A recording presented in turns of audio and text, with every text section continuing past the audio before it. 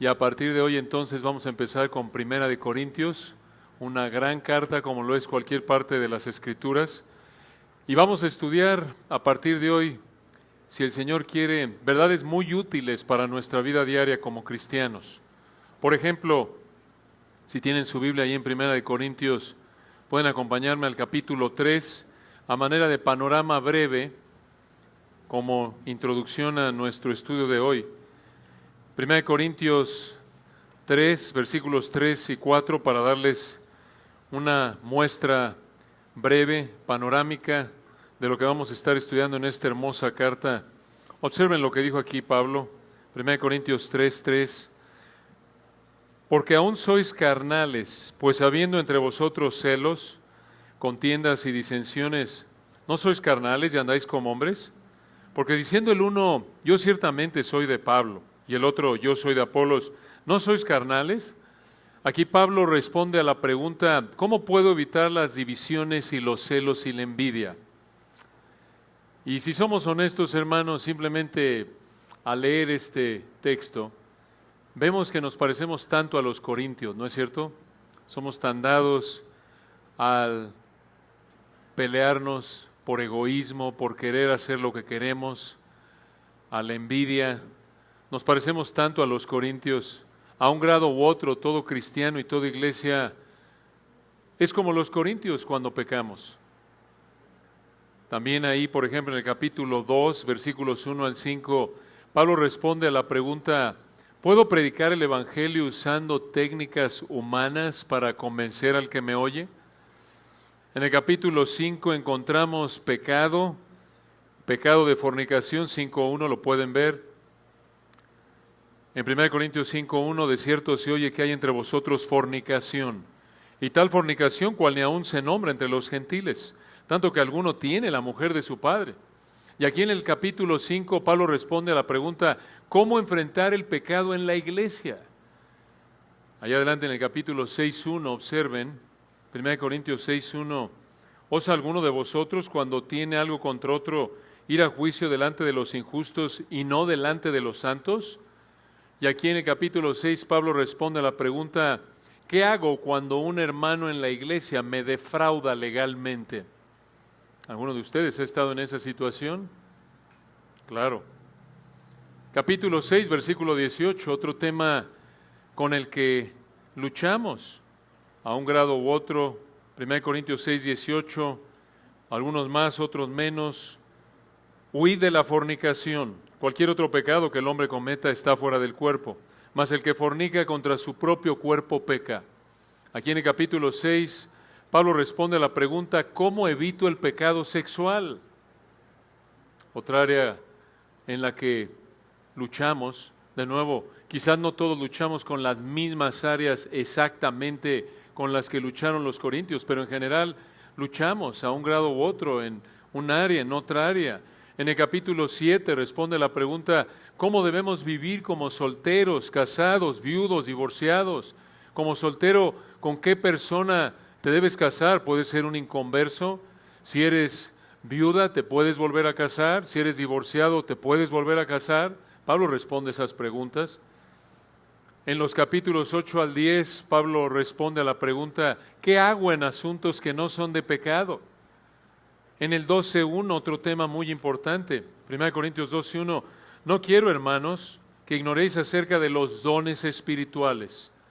Aquí en el capítulo 12 veremos qué son los dones espirituales, qué don espiritual tengo y cómo lo uso.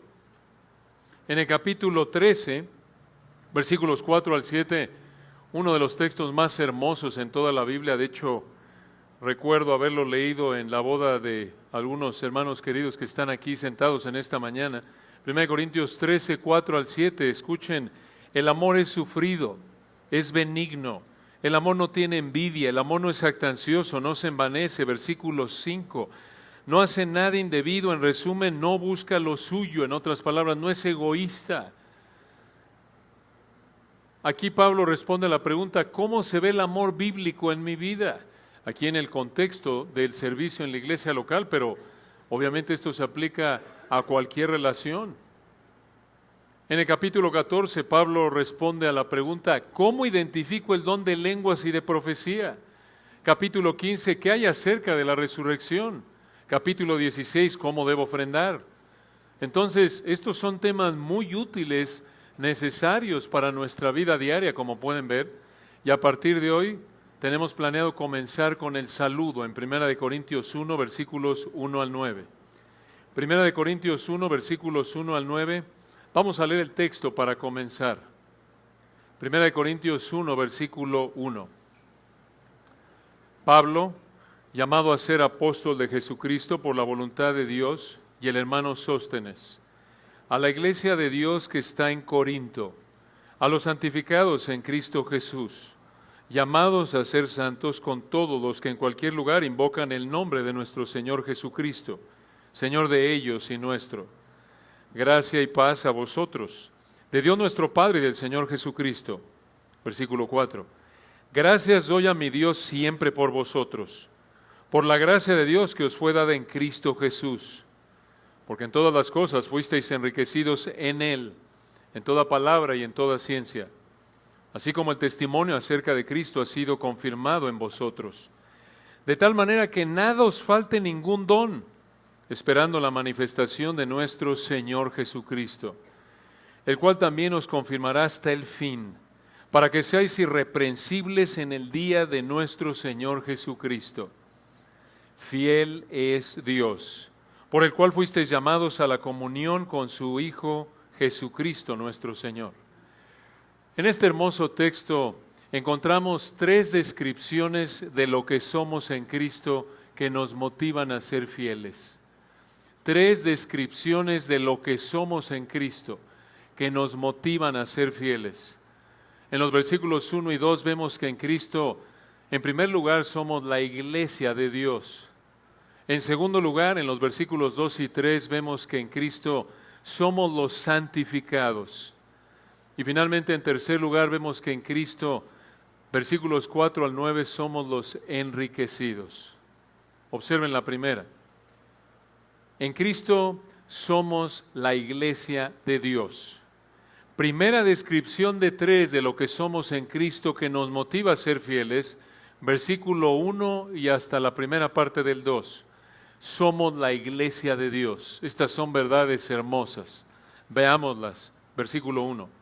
Pablo es el escritor, siguiendo el formato de las cartas de ese entonces. Primero se escribía el nombre de el destinatario, el nombre del que escribía, y después venía el saludo con el nombre del destinatario. Aquí vemos a Pablo seguir esa costumbre de la época, y lo vemos así en las cartas del Nuevo Testamento. Primero el que escribe, luego a quien se escribe y luego un saludo breve.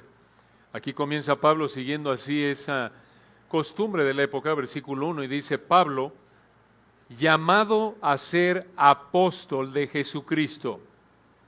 Observen que este apostolado no fue por elección personal, sino que fue llamado. Esto indica que Dios tomó la iniciativa y lo llamó a ser apóstol. Observen aquí en el versículo 1 que Pablo, dice, fue llamado a ser apóstol de Jesucristo. La palabra apóstol en el griego significa alguien enviado con la autoridad del que lo envió.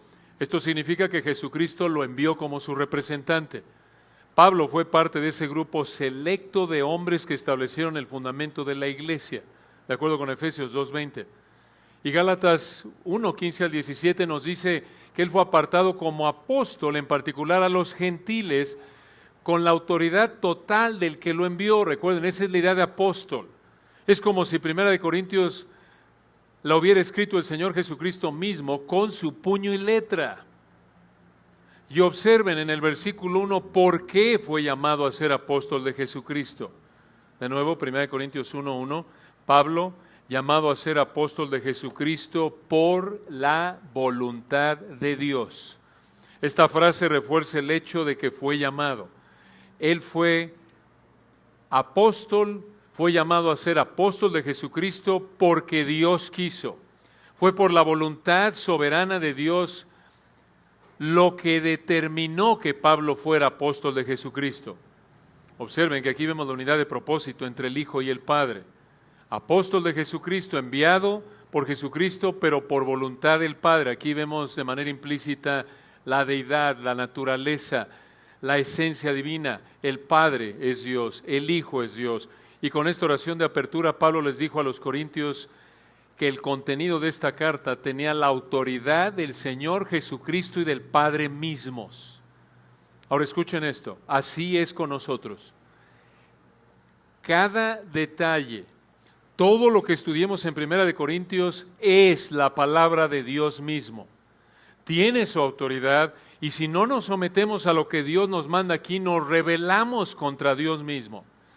Así es con toda la palabra de Dios, es su palabra, no de hombres. Como dice 1 Tesalonicenses 2:13.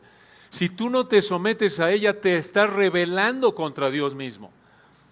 Esa es la idea de Pablo cuando les habló a los tesalonicenses, les mandó a abstenerse del pecado sexual y concluye ahí en 1 Tesalonicenses 4:8. Así que, 1 Tesalonicenses 4:8, el que desecho esto, no desecha a hombres, sino a Dios, quien también nos dio su Espíritu Santo.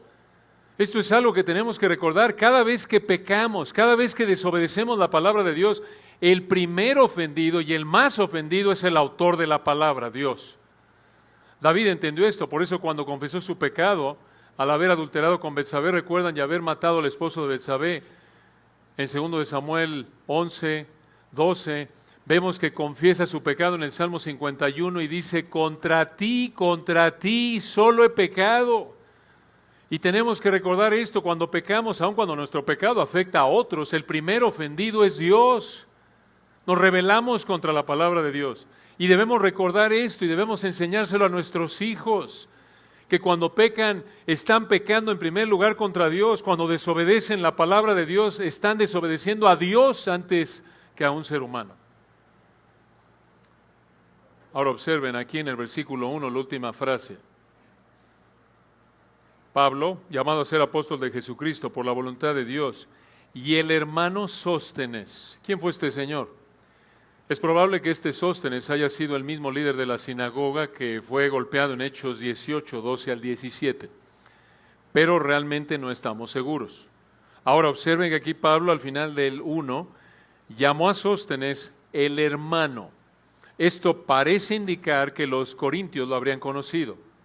Pero ¿por qué es que Pablo mencionó a Sóstenes si él es el apóstol? Probablemente por dos razones. Número uno, porque mostró que trabajaba en equipo, como en otros lugares de sus epístolas, como Colosenses 4, Romanos 16, Pablo tenía colaboradores, mostró que siempre trabajaba en equipo. Es una realidad en la vida cristiana, somos un cuerpo, un equipo, y lo vemos en Pablo aquí.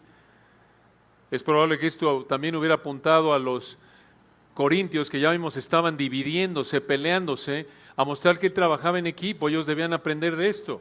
Es probable que de manera sutil apuntar eso, aunque lo vemos de manera más directa más adelante.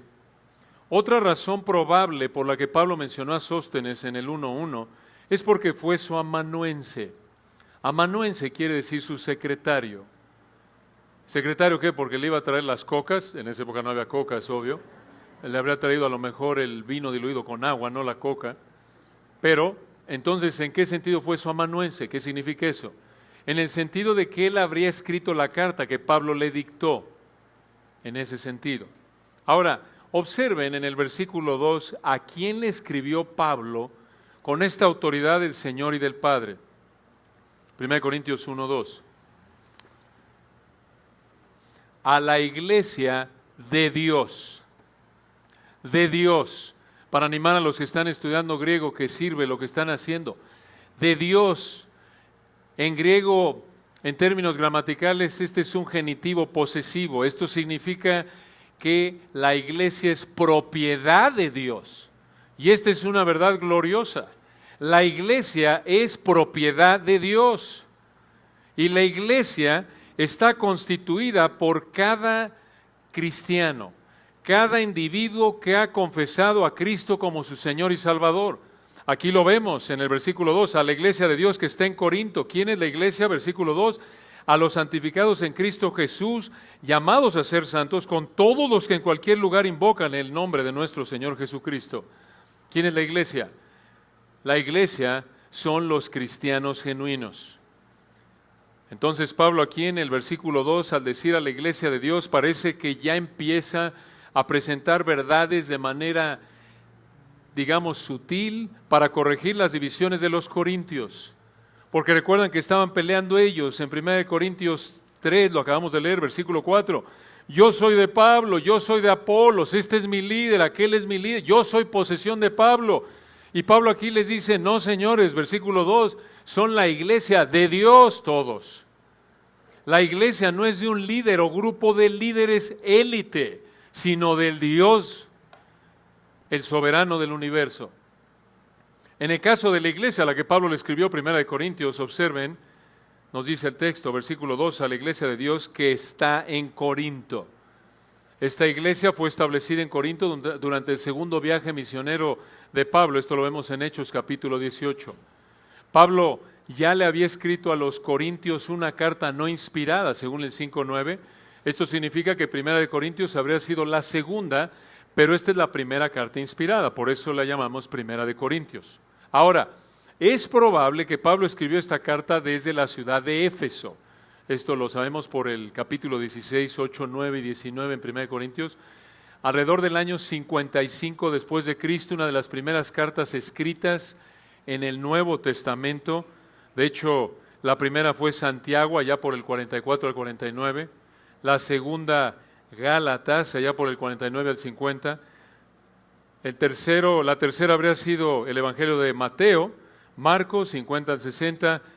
La quinta, Primera de Tesalonicenses en el 51, Segundo de Tesalonicenses 51, 52. Y la séptima habría sido 1 Corintios en el 55 después de Cristo. Una de las primeras, recuerdan, hay 27 cartas en el Nuevo Testamento. 1 de Corintios habría sido la número 7. No porque me lo sé de memoria, hermanos, aquí está la Biblia de Stuart MacArthur, para eso ayuda en parte. Nos ayuda. Ahora, Corinto estaba en la parte sur de Grecia. Se encontraba cerca de un istmo por donde transportaban barcos sobre plataformas de ruedas. Y esto hacía que hubiera mucha gente que pasaba por ahí. Además, en Corinto celebraban los Juegos del Istmo. ¿Qué eran esos? Bueno, junto con los Juegos Olímpicos, los Juegos del Istmo eran las dos competencias deportivas más importantes de esa época. Y entre los Juegos del Istmo y el paso de los barcos y sus tripulaciones, Corinto recibió a mucha gente que pasaba por ahí. Y encima de eso, en la parte alta de la ciudad, Corinto tenía un templo dedicado a la diosa Afrodita, la diosa del amor. Y en la tarde, unas 1000 sacerdotisas bajaban a la ciudad para ofrecer sus servicios. En otras palabras, eran prostitutas sagradas.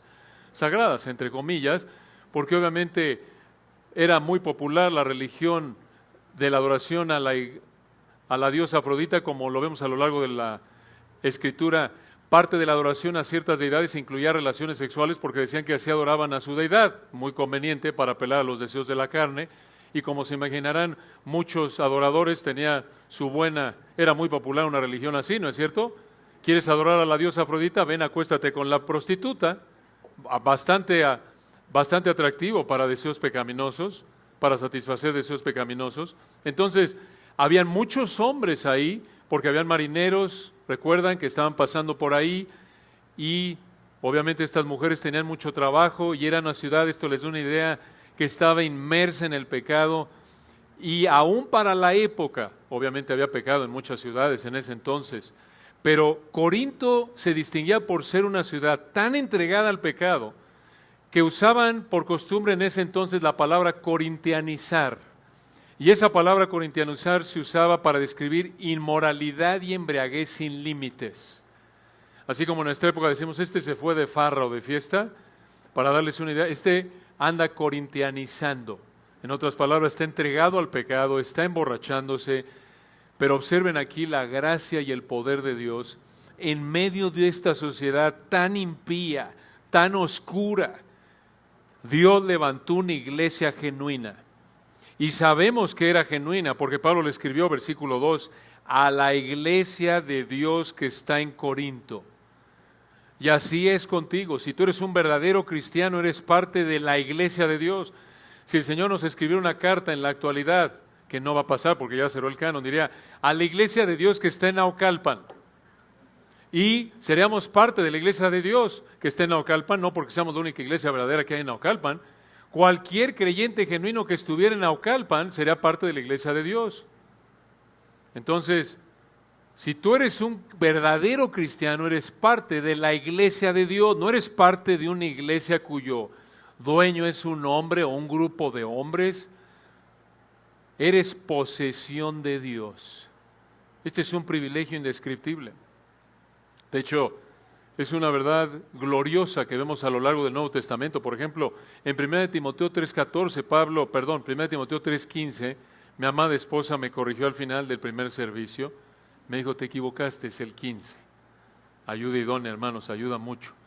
Entonces corrijo, 3:15. Debería haber corregido el texto hace rato, pero apenas me acordé.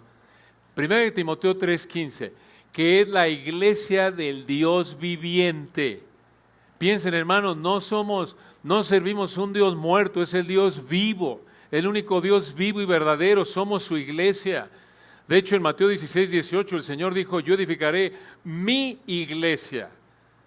Hechos 20:28, misma idea.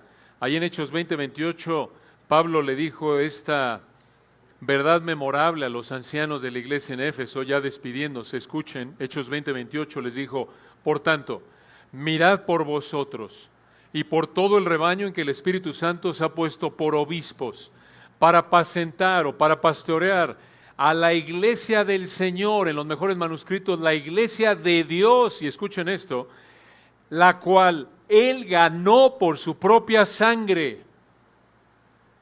Observen ustedes lo preciado que es la iglesia para Dios, es su posesión, la ganó por su propia sangre, no porque haya algo agradable o atractivo en nosotros, somos pecadores y la paga del pecado es muerte, sino que por su gracia Él escogió amarnos y murió por su iglesia. Y esta verdad de que la iglesia es posesión de Él debe llevarnos a estar por un lado agradecidos, pero por otro lado a tratar a la iglesia con sumo cuidado. Aún estos corintios que eran contenciosos y había inmoralidad entre ellos, Pablo reconoce que eran la iglesia de Dios. Esto nos debe ayudar cuando algún otro hermano peca contra nosotros. No olvides que es posesión de Dios el que pecó contra ti. Esto nos ayuda a refrenar nuestra respuesta pecaminosa cuando algún otro cristiano peca contra nosotros, ¿no es cierto? Cuidado, cuidado en cómo lo trates, porque esa persona, si es cristiana, entonces es posesión de Dios y tienes que tratarla con mucho cuidado. Entonces aquí en 1 Corintios 1, 1 al 9, vemos tres descripciones de lo que somos en Cristo que nos motivan a ser fieles. En primer lugar, somos la iglesia de Dios. Y observen, en segundo lugar, en Cristo no solo somos la iglesia de Dios, sino que también somos los santificados. Somos los santificados.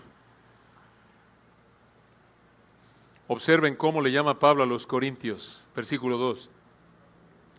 A la iglesia de Dios que está en Corinto, a los santificados en Cristo Jesús, llamados a ser santos. Una pausa ahí. Observen que Dios fue el que los llamó y lo repite en el versículo 9. Esa frase, llamados a ser santos, se refiere al llamado eficaz a la salvación. ¿Qué quiere decir esto? Cuando Dios los hizo nacer de nuevo, cuando Dios les impartió vida espiritual. Ahora, el hecho de que fueron llamados a ser santos tiene 4 implicaciones, como lo señala el comentarista Garland, de apellido Garland. Y escuchen esto, hermanos, esto es sumamente práctico. En primer lugar, y esto se aplica a nosotros como cristianos. En primer lugar, ellos fueron llamados soberanamente por Dios. Esto se aplica a nosotros porque esta carta fue escrita a cristianos igual que a nosotros y se reitera en otras partes del Nuevo Testamento, otras cartas.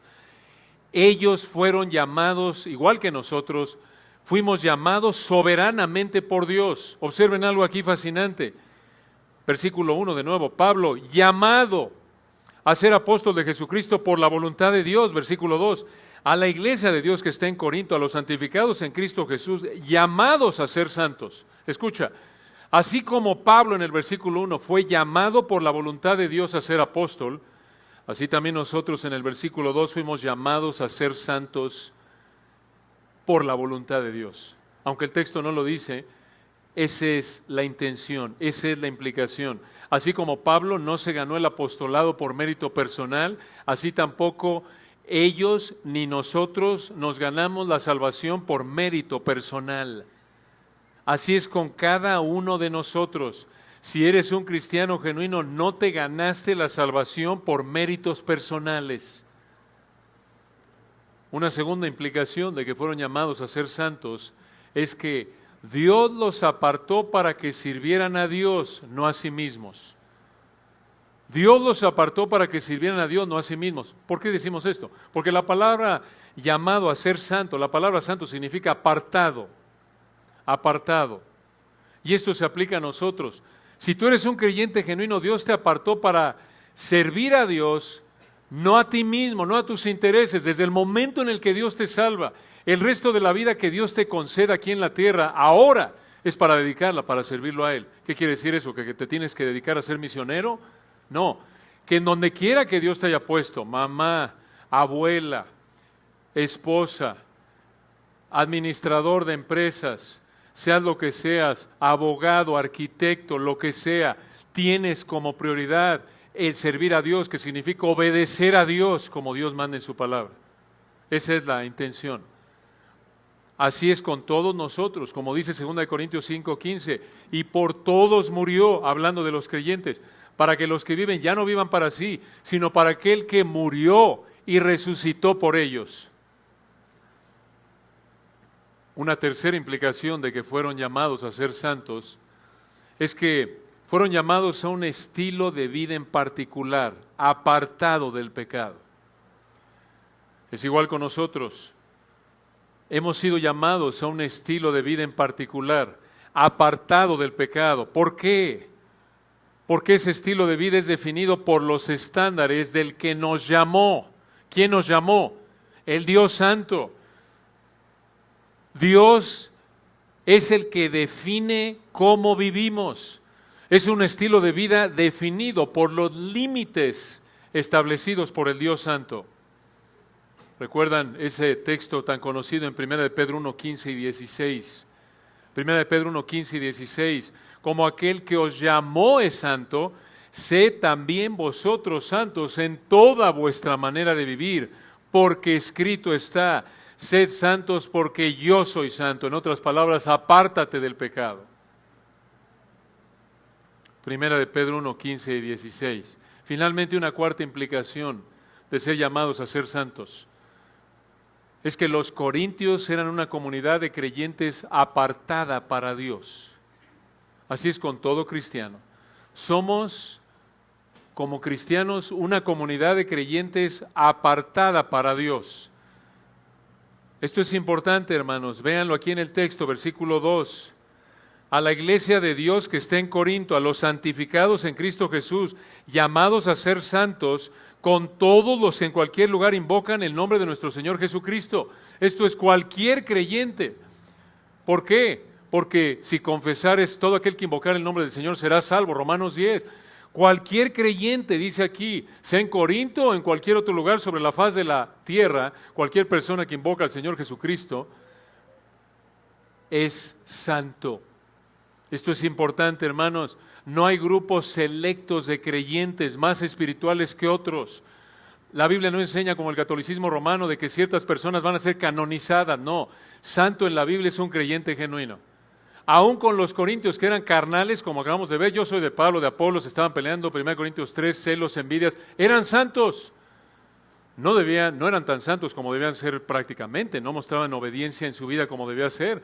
Sin embargo, por ser creyentes genuinos, posicionalmente eran santos, estaban apartados para Dios, Dios los veía en Cristo y así es con nosotros. ¿Se dan cuenta? Aunque algunos de nosotros quisiéramos canonizar a Roger como el santo de la iglesia, no existe eso en la Biblia. Todos somos iguales. No hay creyentes aquí están los creyentes nivel bronce, plata, oro, platino, diamante. A los diamantes los canonizamos. No existe eso.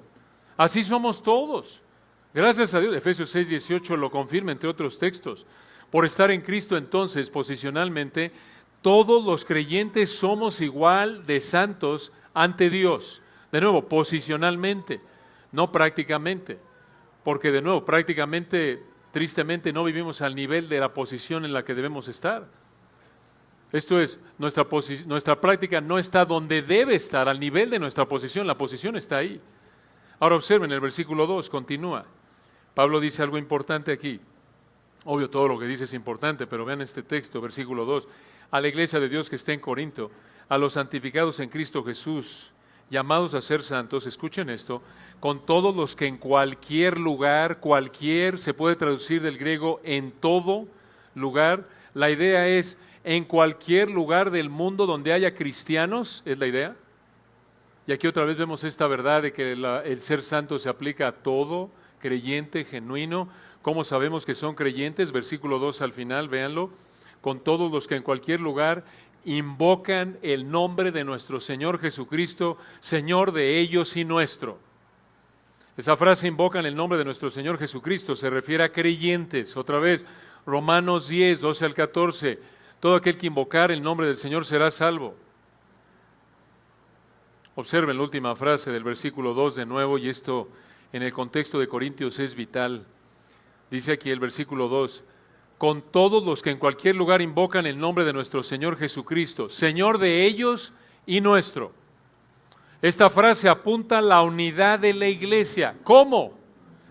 Todo cristiano, hayan sido los de Corinto o de cualquier lugar del mundo, tienen un Señor en común. ¿Quién? El Señor Jesucristo. Esta verdad iba en contra de las divisiones que estaban viviendo ahí en Corinto. Observen de nuevo que al final del versículo 2 se repite una palabra importante. Dice aquí en el 2, Señor Jesucristo, y otra vez, Señor de ellos y nuestro. La palabra Señor es importante porque demuestra que todo cristiano está sujeto a la autoridad del Señor Jesucristo. No es solo de labios para afuera, recuerden, Mateo 7, 21. No todo el que me dice Señor, Señor entrará en el reino de los cielos, sino el que hace la voluntad de mi Padre que está en los cielos. El llamar al Señor Jesús Señor implica, si realmente lo reconoces como Señor, que Él es tu autoridad y que tú lo obedeces. De nuevo, de manera imperfecta, pero esa debe ser la dirección de tu vida, como los corintios. Ahora, versículo 3. Aquí viene el saludo. Y en este saludo aquí Pablo expresa deseo y oración de Pablo por los corintios. Primera de Corintios 1:3. Gracia y paz a vosotros, de Dios nuestro Padre y del Señor Jesucristo. Este es un saludo de Pablo que vemos varias veces en sus cartas. Observen ahí que dice gracia. La gracia es el favor inmerecido de Dios y el resultado es la paz. La paz es esa condición de paz con Dios. Ya no hay enemistad entre Dios y nosotros. Justificados pues por la fe, tenemos paz para con nuestro Señor Jesucristo. Justificados pues por la fe tenemos paz para con Dios, y esto es a través del Señor Jesucristo, Romanos 5:1. Entonces, observen aquí que igual que los corintios, nosotros en primer lugar somos la iglesia de Dios. En segundo lugar somos los santificados. Y observen, en tercer lugar, la tercera y última descripción de lo que somos en Cristo que nos motiva a ser fieles. Versículos 4 al 9, observen que en Cristo somos los enriquecidos. Somos los enriquecidos. Ya con lo que Pablo dijo en el versículo 2 sería suficiente. ¿Qué más queremos? Que seamos posesión de Dios, la iglesia de Dios, pero encima de eso somos los santificados, versículo 2, en Cristo Jesús, y encima de eso observen en el versículo 4, Pablo dice, gracias doy a mi Dios. Esto muestra intimidad, que Pablo tenía una relación personal con Dios, a mi Dios, pero además muestra sinceridad. Entonces les dice, versículo 4, gracias doy a mi Dios siempre por vosotros. Siempre. la idea de esa palabra siempre es en toda oportunidad, como hábito. Es como, por ejemplo, tú, esposa, le dices a tu hijo, siempre estoy orando por ti. No quiere decir, obvio, que las 24 horas, ¿verdad? No piensas en nada más que en tu hijo y estás orando, pero en cada oportunidad, como hábito, abuela, oras por tus nietos, etcétera. Siempre, cada oportunidad como hábito. Versículo 4, Pablo dice, y observen que esto muestra el amor de Pablo a los corintios. Es un ejemplo aquí de pastor, de amor pastoral. A pesar de la carnalidad de estos creyentes, está diciéndoles, le doy gracias a Dios, versículo 4, gracias doy a mi Dios siempre por vosotros. A pesar de que tenían tantos problemas, carnalidad, divisiones, estaban peleando, siendo egoístas, inmoralidad. Pablo les dice aquí, gracias doy a mi Dios siempre por vosotros, aquí viene la razón, o debido a, en el griego, por o debido a la gracia de Dios que os fue dada en Cristo Jesús. Esa palabra, esa frase os fue dada, traduce un pasivo en el griego, quiere decir que Dios es el actor de la acción. Él es el que les dio la gracia, no ellos no fueron los que la tomaron. Ellos no son los responsables en términos de que ellos no son los iniciadores ni los que la llevaron a cabo. Ellos lo recibieron. Y aquí en el versículo 4, aquí en el versículo 4, Pablo enfatiza lo que Dios ha hecho. Y Pablo, observen ustedes, en resumen, dice en el versículo 4, le doy gracias a Dios por la gracia que les fue dada. Ahora, ¿qué significa eso de gracia? La gracia que les fue dada en Cristo Jesús, ¿qué significa esto? Todo lo que les dio en Cristo, todo lo que les dio en Cristo. Ahora, vamos a explicar esto en un momento. Pero algo importante que vemos aquí al principio de 1 Corintios 1, escuchen esto es muy importante y es fascinante. Algo importante que vemos en 1 Corintios capítulo 1 es que en los primeros 10 versículos se menciona 10 veces a Cristo. 10 veces se menciona a Cristo. Como lo dijo Crisóstomo, en ninguna otra epístola del Nuevo Testamento se menciona tanto a Cristo en tan pocos versículos. ¿Por qué es esto importante? Porque el Espíritu de Dios a través de Pablo está enfatizando que los corintios y todos nosotros como cristianos hemos recibido todo en Cristo. Como lo dijo el comentarista Garland, escuchen, todos los cristianos están en Cristo Jesús juntos y ninguno puede imaginar que es autosuficiente, autogobernado o separado de otros cristianos. Esto habría sido importante, porque los corintios de nuevo estaban pecando de egoístas, como lo vemos en el capítulo 1, 3, 5, entre otros. Y lo que vemos aquí en el versículo 4 es que en medio de esa sociedad tan entregada al pecado como era ahí la sociedad corintia, Dios salvó a estos hermanos. Realmente esto era motivo de gratitud a Dios.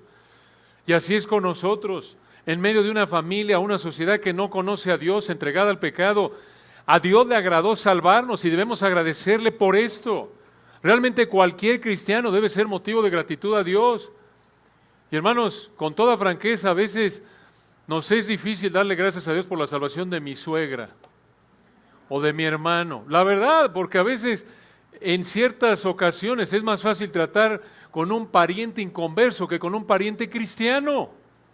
¿Por qué? Porque a lo mejor el inconverso no cristiano, por ignorancia y por la gracia común de Dios, te trata con cierta compasión, no le importa tanto lo que haces, pero viene tu pariente cristiano, tu suegro, tu suegra, tu hermano, tu hermana, y a lo mejor tiende a ser más estricto que tú en su aplicación de la palabra y das un paso en falso, ya está sobre ti, oye, por favor, y te está agobiando, ¿no es cierto?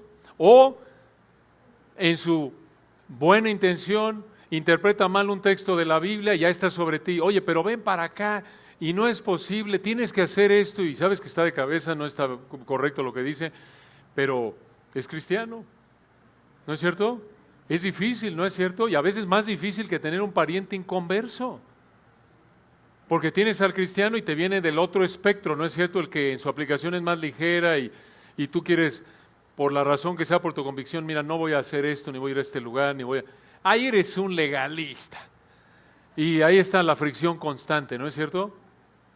Por lo que sea, es simplemente una ilustración. A pesar de cómo actúe esa persona cristiana, aunque peque, es motivo de gratitud a Dios su salvación. Dios lo salvó.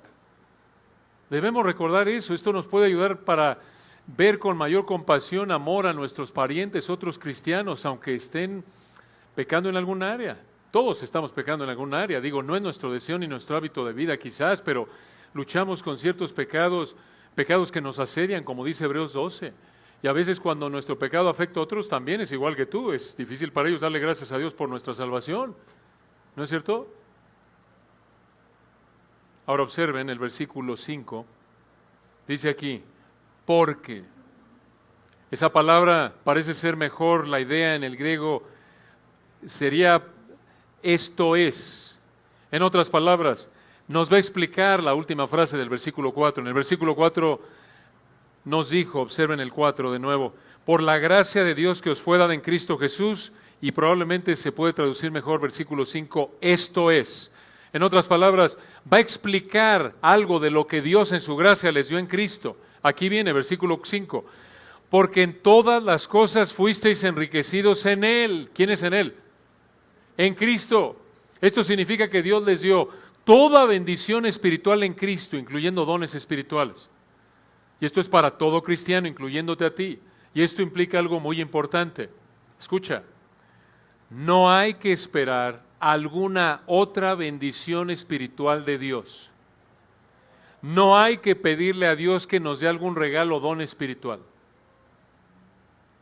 Dios te ha dado todo en Cristo en el momento de la salvación. Todo lo que necesitas para vivir para su gloria y llegar al cielo. Te ha perdonado tu pecado, te ha dado el Espíritu Santo para que tengas deseo, la capacidad de honrarlo, te ha dado un don espiritual, una capacidad de servirlo. No necesitas nada más. Si llega alguien y te dice, te voy a invitar a este retiro espiritual donde te van a explicar la llave para que recibas esa bendición secreta que Dios tiene guardada específicamente para los que recitan esta fórmula tal. No, tienes todo en Cristo. No, pero es que en el Antiguo Testamento, si repites esta oración 30 veces, 30 días, vas a ver lo que va a pasar en tu vida. No, tienes todo en Cristo. Esas son interpretaciones y aplicaciones equivocadas de la palabra de Dios. En el caso de los corintios, observen cómo Dios los enriqueció, versículo 5. En toda palabra y en toda ciencia. La frase en toda palabra se refiere a los dones que más valoraban los corintios. Los dones de expresión oral, profecía, lengua, los dones que en cierta manera eran más visibles, los dones que en donde se ejercía las palabras, profecía, lenguas, los vemos, les encantaba, lo vemos en el capítulo 14. Y observen la última frase en el versículo 5, en toda ciencia. Esto se refiere a que Dios les dio conocimiento espiritual. Obviamente no total, pero sí conocimiento de Dios y otras verdades relacionadas con Dios, como lo vemos en 1 Corintios 13. Ahora, ya lo mencionamos al principio, pero como lo veremos más adelante, si el Señor quiere, estas áreas de dones espirituales fueron un problema serio para los corintios, como lo vemos en el capítulo 14. Y fueron un problema, escuchen por qué. Porque fueron egoístas. Y así es igual con nosotros. Igual que los corintios. Por eso les digo, hermanos, hay más de Corinto en nosotros de lo que queremos aceptar. Nos parecemos tanto a ellos, en tantas áreas, en muchas ocasiones. ¿Por qué? En este caso, por ejemplo, hablando del versículo 5, ellos eran fuertes, enriquecidos en toda palabra y en toda ciencia, y esas áreas de fortaleza les causaban problemas por su soberbia. Y así puede ser con nosotros. Podemos ser fuertes en el don espiritual que Dios nos dio, pero soberbios en cómo lo usamos. Puedes ser muy dotado en servir, muy dotado en predicar, muy dotado en administrar, pero si eres arrogante en la manera en la que ejerces ese don, no solo deshonras a Dios, sino causas problemas. Y por eso más adelante Pablo los reprende y les dice que deben servir a la iglesia, sí, con su don espiritual, pero en amor, 1 Corintios 13. Y así debemos ser nosotros. servir a la iglesia con nuestro don espiritual, pensando en el bienestar de la iglesia de manera desinteresada, no sirviendo con el don no sirviendo con el don que Dios me dio, la capacidad que Dios me dio para cumplir alguna meta personal o satisfacer algún deseo personal, no, sino usar la capacidad que Dios me ha dado para el bienestar de la iglesia sin importar lo que yo reciba, de manera desinteresada. Observen que en el versículo 6 nos dice en qué momento fueron enriquecidos los corintios. 1 Corintios 1:6. Así como el testimonio acerca de Cristo ha sido confirmado, en el griego ratificado en o entre vosotros. Esto significa que los corintios creyeron cuando oyeron el Evangelio. Y a partir de ese momento, versículo 5, fueron enriquecidos. Ahora vean la secuencia aquí. Los versículos 5 y 6 nos muestran una verdad muy importante. En el versículo 5 fueron enriquecidos, ¿cuándo? Versículo 6, cuando creyeron. Y de nuevo, así es con todo creyente. En el momento de la salvación, Dios te dio toda bendición espiritual en Cristo.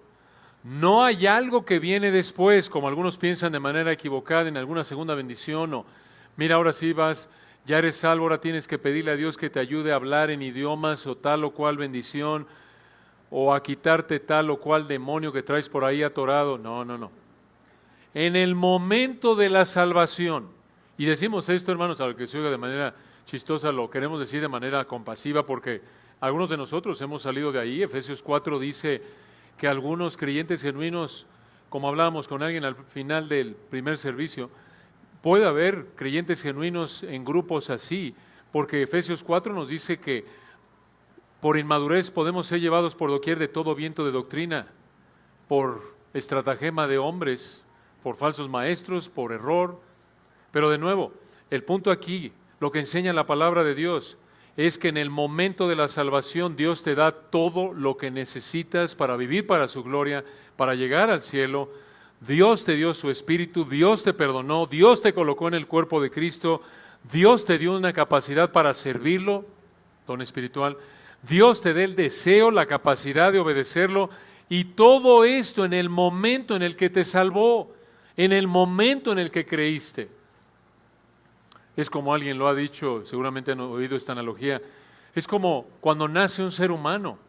Un bebé no nace y te sale ahí dos manitas y la cabeza metida y sin pies, y a los 3 meses le sale una pierna, y a los 6 meses la otra pierna, y a los 9 meses ya sale la cabeza, y al año ya le salen los brazos. No, no, no, un ser humano nace completo. Ahora es cuestión de tiempo para que se desarrolle, ¿no es cierto? Así es un cristiano. No nace cojo y luego, bueno, ya tiene 50% del Espíritu Santo y ahora tienes que ir a un retiro para que te den el otro 50% siguiendo esta fórmula. No, naces completo, tienes todo. Ahora, el resto de la vida hasta que Dios te lleva a la gloria es crecer, aprender quién es Dios, para saber cómo dejar tu pecado más y más y obedecerlo más y más, y esa es toda la vida. Vivir en esa lucha. Aquí lo vemos en el versículo 7, observen. 1 Corintios 1:7. De tal manera que nada os falte ningún don. Esto es, Dios les había dado todo don espiritual, como lo vemos en los capítulos 12 al 14. Versículo 7. Esperando la manifestación, la apocalipsis en el griego.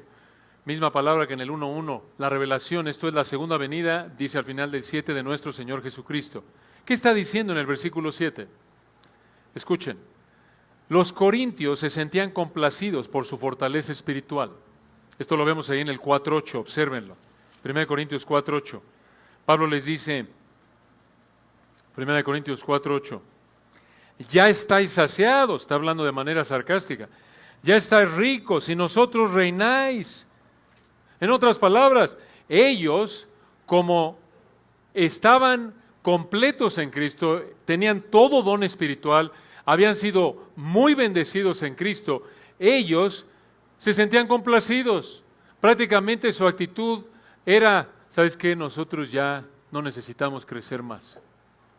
Ya hemos llegado al máximo nivel de fortaleza espiritual. Ya Ya estamos en la cúspide de la fortaleza espiritual. Pero Pablo aquí les recuerda en el versículo 7, sí, ustedes fueron bendecidos con dones espirituales, con tantos dones, pero a pesar de eso todavía no han alcanzado el final de su salvación. Por eso ellos debían esperar con expectativa el regreso del Señor. Varios comentaristas han usado ilustraciones muy útiles para entender las diferentes etapas de la salvación. Por ejemplo, el comentarista Anthony Tisselton usó la siguiente ilustración. Alguien pudo haber sido salvado en el pasado en un bote salvavidas de un barco que se estaba hundiendo, pero el bote salvavidas en el presente pasa por aguas incómodas en el mar picado, pero todavía no ha llegado a la costa. Eso será en el futuro. Hasta ese momento celebrará su llegada. Otro comentarista de apellido Kuhlman usó otra ilustración. Dios en Cristo ha ganado la batalla decisiva que le asegura la victoria a los suyos, pero la guerra todavía continúa. Y por esta razón los cristianos no pueden conducirse como si el pecado y la muerte simplemente hubieran quedado atrás. Una ilustración más, esta me encanta, escuchen, este comentarista de apellido Whitley usa otra ilustración para hablar de las etapas de la vida cristiana, como en el pasado Dios nos salvó, sí, pero en el presente estamos en una lucha todavía y hasta el futuro, cuando estemos en el cielo, estaremos libres de la lucha, de la presencia del pecado. Escuchen cómo lo ilustró Whitley. Los cristianos son como personas que una vez estuvieron en el frío, congelándose al punto de morir, pero ahora han sido transferidas a un cuarto caliente. La fuerza del calor del cuarto va a vencer de manera decisiva la fuerza del frío. Pero en el presente, la fuerza del calor y la fuerza del frío están activas. Algunas partes del cuerpo ya están calientes, pero otras todavía necesitan descongelarse completamente. La fuerza del calor es decisiva, pero todavía no es la única fuerza que está operando. El acontecimiento decisivo ha ocurrido, pero el proceso que se echó a andar toma tiempo para que llegue a su fin. Así estamos, hermanos. El Señor ya nos sacó del frío congelante que nos iba a matar y nos colocó en un cuarto caliente. Y algunas partes de nuestros cuerpos ya están calientes, pero otras no. Y así vivimos la vida cristiana, ya salvos. Ya somos salvos, inmensamente bendecidos, pero todavía seguimos peleando contra nuestro pecado. Y así será hasta que estemos con el Señor cuando esta pelea va a terminar. Y esta perspectiva, que es la perspectiva que enseña la palabra de Dios, nos ayuda a seguir disciplinándonos en nuestra lucha diaria contra el pecado. Aunque Dios nos ha bendecido inmensamente, aunque somos ricos en Cristo, todavía seguimos luchando, no hemos terminado. Por la gracia de Dios debemos seguir adelante, pero va a llegar un día en el que el Señor va a regresar, hay un fin, y debemos estar, como dice el final del versículo 7, esperando la manifestación de nuestro Señor Jesucristo. Aquí en el versículo 8, observen cómo concluye Pablo en el 8 y el 9 el saludo. En el versículo 8, Pablo sigue con su saludo para los corintios y observen lo que les dice. 1 Corintios 1:8. El cual, ¿quién es el cual? ¿A quién se refiere? A nuestro Señor Jesucristo, del versículo 7. El cual, esto es el Señor Jesucristo, también os confirmará. Significa en el griego, los va a fortalecer. ¿Hasta cuándo? Observen, hasta el fin, para que seáis irreprensibles en el día de nuestro Señor Jesucristo. ¿Qué está diciendo aquí Pablo? Que el Señor iba a fortalecer a los corintios para que estuvieran sin mancha en el día del Señor. Y así es con nosotros. El Señor nos va a fortalecer para ser fieles hasta el fin. En otras palabras, Dios se va a encargar de hacernos perfectos en ese día. Esto implica que Dios nos va a transformar, 1 Corintios 15. Ahora, versículo 8, ¿cuál es el día de nuestro Señor Jesucristo? Parece referirse al rapto, al arrebatamiento, por lo que vemos en 1 Corintios 5:5 y 2 Corintios 1:14. Lo que nos anima aquí en el versículo 8 es que Dios, observa, Dios te va a fortalecer hasta el fin. Esto nos anima, particularmente regresando al versículo 7, cuando estamos en medio de la lucha contra la tentación, nuestro pecado, y vemos con qué facilidad cedemos a nuestros deseos pecaminosos. Y estamos ahí usando la ilustración de hace un momento, en las aguas picadas del mar. Ya nos salvó Dios del naufragio, pero estamos ahí en la lucha. Y es intensa y nos vemos a veces tentados a pensar, ya no aguanto, es demasiado. Ya estoy por aventar la toalla, ya no aguanto, ya no puedo más. Y usando la ilustración del cuarto frío, estamos ahí del cuarto caliente, todavía con esos miembros en el cuerpo congelados, todavía ahí luchando con el pecado. Y aquí en el versículo 8 nos dice, el Señor nos va a fortalecer hasta el fin. Esto nos debe animar. Ahora, ¿qué certeza tenemos de esto? ¿Qué certeza tenían los corintios y nosotros de que seremos perfectos en el rapto? Versículo 9, la fidelidad de Dios. Esto es hermoso. La fidelidad de Dios. Vean el versículo 9. Fiel es Dios. Observen que la palabra fiel es colocada al principio del versículo y así es en el griego. Esto es importante porque aquí el Espíritu Santo está enfatizando esta verdad de que Dios es fiel. Dios es fiel. ¿Qué significa que Dios es fiel? Que Dios es digno de confianza. Podemos confiar en Él. Quizás no puedes confiar en tu jefe, ni en tu papá, ni en tu hermano, ni aún en tu cónyuge, y de hecho ni aún en ti mismo puedes confiar, porque somos tan dados al pecado, nos es tan fácil ceder al pecado. Inclusive Pablo lo dijo en 1 Corintios 4, que ni él confiaba en su juicio, aunque no sabía que hubiera algo mal en él. Él entendía, como dice Jeremías 17:9, que engañoso es el corazón más que todas las cosas y perverso. Y entre hermanos, entre más, como ustedes saben, entre más estudiamos la palabra y entendemos la palabra y entendemos por la gracia de Dios más y más que realmente somos mucho más pecadores de lo que pensábamos.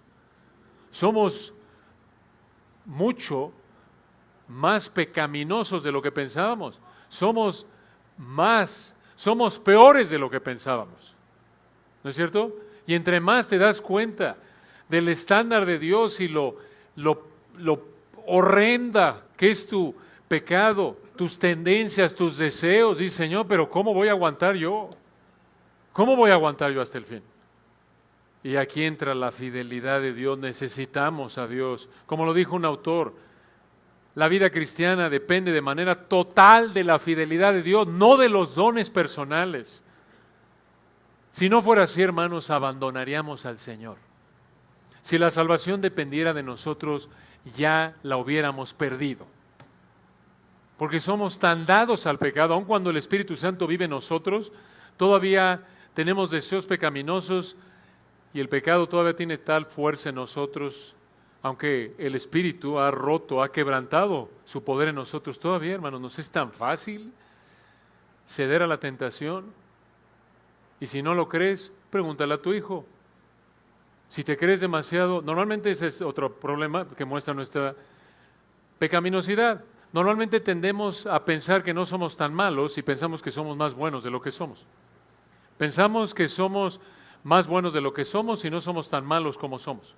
Somos como los fariseos, esa es nuestra tendencia. En Mateo 7:1. No vemos la viga que está en nuestro ojo para sacar la paja del ojo de nuestro hermano, ¿no es cierto? Esa es nuestra tendencia. Y de nuevo, necesitamos de Dios, necesitamos de su fidelidad. Él es digno de confianza, nosotros no. Él es digno de confianza. Versículo 9 dice Pablo, fiel es Dios, por el cual fuisteis llamados. Esto enfatiza el acto divino al salvarnos otra vez. Aquí de nuevo, como lo expresa un autor, Dios es el autor de la salvación. Dios llamó a los corintios, recuerdan cuando dice ahí, por el cual fuisteis llamados. Llamados quiere decir, nos dio vida, nos hizo nacer de nuevo, el momento de la salvación. Esa palabra llamados se refiere a eso. Dios llamó a los corintios, a todo cristiano como nosotros, observen a qué, versículo 9 al final, fiel es Dios, por el cual fuisteis llamados a la comunión con su Hijo Jesucristo nuestro Señor. ¿Qué significa esto? Que todo cristiano comparte los beneficios de estar en Cristo. Los corintios disfrutaban de los beneficios de estar en Cristo por igual. Pero observen lo que dice el siguiente versículo, en el 10. 1 Corintios 1:10. Os ruego pues, hermanos, por el nombre de nuestro Señor Jesucristo, que habléis todos una misma cosa, y que no haya entre vosotros divisiones. ¿Por qué les dijo esto Pablo? La implicación del versículo 9, observen la relación entre el 9 y el 10, es esta. Mucha atención. ¿Cómo nos vamos a estar peleando si tenemos la misma posición en Cristo? ¿Por qué nos peleamos? ¿Por qué nos dividimos si tenemos al mismo Señor? Esa pregunta era para ellos y también para nosotros. ¿Cómo me voy a estar peleando con mi esposa si profesa al mismo Cristo que yo? ¿Cómo me voy a estar peleando con mi hermano en la iglesia, por carnal que sea él o yo, si servimos al mismo Señor? El versículo 9 entonces nos apunta a la siguiente sección que comienza en el versículo 10 y la estudiaremos si Dios quiere en nuestro próximo estudio. Oremos. Padre, gracias por tu palabra tan rica, este texto tan importante como lo es todo texto de tu palabra. En particular aquí, Padre, te damos gracias por tanto que nos has dado en Cristo. Somos tu iglesia, los santificados, los enriquecidos. Y nos duele reconocerlo, Padre, pero somos tan parecidos a los corintios. Oramos, Padre, porque tu Espíritu nos dé la capacidad a través de tu palabra de identificar el pecado en nuestra vida a la luz de este texto, ideas equivocadas de pensar que quizás nos falta algo o nos debes algo o nos falta algo que tú no nos has dado en la salvación. Que entendamos, Padre, que todavía estamos en una batalla, que no esperemos perfección en nuestra vida como ni tampoco esperemos perfección en la vida de otro cristiano. Y que no seamos complacientes como los corintios, que recordemos que estamos en este proceso de santificación, de crecimiento espiritual, estamos en el bote salvavidas en el mar picado, estamos en la lucha diaria con nuestro pecado, pecando, confesando, aunque no es nuestro deleite, aunque no es nuestro estilo de vida. Oramos, Padre, porque estas verdades nos motiven a ser